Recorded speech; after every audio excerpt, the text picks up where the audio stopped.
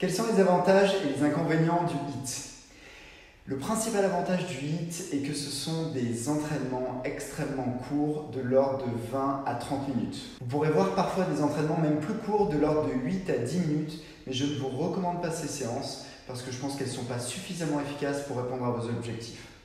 Donc pour moi, l'avantage principal, c'est que ce sont des séances courtes de l'ordre de 20 à 30 minutes qui vont vous permettre de dépenser beaucoup d'énergie et donc de calories pendant votre séance.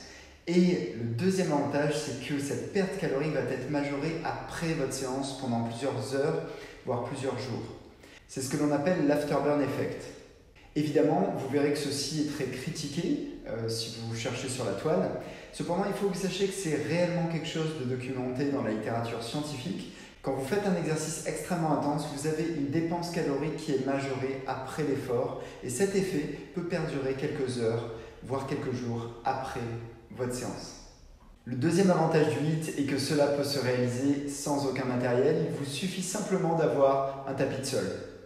Pouvoir réaliser des séances extrêmement efficaces simplement au poids de corps est réellement un avantage. Nous avons parfois le feedback que les gens trouvent les séances de HIIT trop faciles.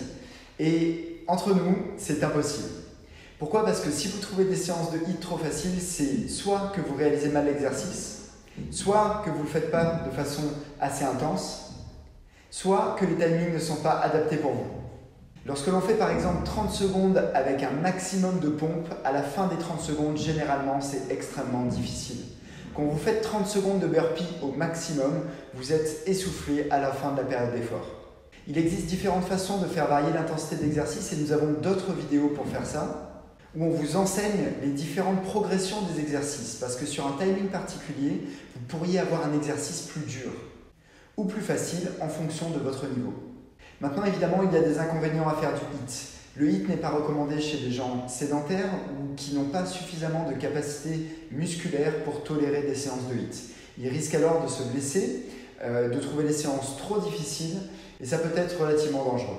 Évidemment, pour tous les problèmes de santé sérieux, le HIIT ne sera pas recommandé, mais à partir d'un certain moment, d'un certain niveau, quand vous commencez à réaliser plusieurs pompes, plusieurs squats, plusieurs burpees assez facilement, vous pourriez commencer des séances de HIIT et là vous allez voir des effets beaucoup plus intéressants de votre entraînement, tant sur la dépense calorique que sur la construction musculaire. Pour conclure cette vidéo, l'application que nous avons développée vous permet de générer en 2 clics des séances de HIIT. Et il existe 2 niveaux de pratique, le niveau Neo et le niveau Power. Chaque niveau est composé de timings différents et d'exercices différents pour que cela soit adapté à votre progression. L'un des points extrêmement importants de notre concept est la variabilité. Vous ne devez pas choisir votre séance. Votre corps doit être en permanence surpris par l'exercice, par le timing, et c'est ça qui va faire l'efficacité de votre séance de HIIT. À la fois l'exécution des exercices, et nous avons des vidéos pour ça, l'intensité que vous allez mettre dans votre entraînement, et le fait de ne pas choisir votre séance. Voilà, j'espère que cette vidéo vous aura été utile, et je vous dis à très bientôt sur la chaîne de l'Afterburn Training.